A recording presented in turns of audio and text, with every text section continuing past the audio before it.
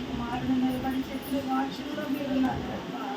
తినగలిగే గ్రహించగలిగి మాకు అనుగ్రహించగలరా మీకు అందరం స్తోత్రం వాక్యాంతాలుగా జీవించే భాగ్యం మాకు అనుగ్రహించిన ఆయన నా తండ్రి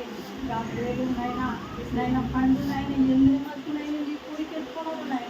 నీ బిడ్డలందరినీ తీసుకుని కూడితో ఏర్పాటు చేసుకున్నారు తండ్రి వచ్చిన బిడ్డలందరినీ మీరు దీవించి ఆశీర్వదించినారు తండ్రి నైనా హిందీని అబ్రాహ్మించినైనా హిందీని విశాఖని ప్రేమించిన ఆయన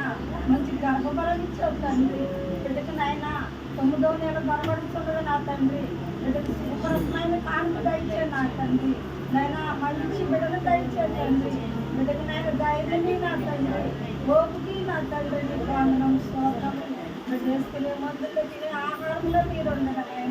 నైనా ఈ అబ్రాహం గారిని చారం గారికి ఇచ్చిన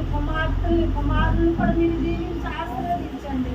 ఈ కుటుంబం అంతా మీరు దీవించి ఆశీర్వదించమని అడుగుతున్నాను బాబు వచ్చిన బిడ్డలందరినీ మీరు దీవించి ఆశీర్వదించండి నేను శ్రమ అనుకుంటే కష్టం అనుకుంటే నాయన సిఆర్ గారు రాకపోకల్లో ప్రయాణాల్లో తోడుగా ఉన్నాం నా తండ్రి నాయన బిడ్డనైనా వచ్చి మాకు ఎంతో వర్తమానం అందించుతుండగా నా తండ్రి నైనా మమ్మల్ని అందరినీ నైనా వాక్యాంతరంగా జీవించే భాగ్యం మాకు అనుగ్రహించమని అడుగుతున్నాం బాబు నీకు ఆరాధి వందనం స్తోత్రములు నైనా కాపరేట్ చేసే వ్యవసాయం అంతట్లో మీరు ఉండండి నైనా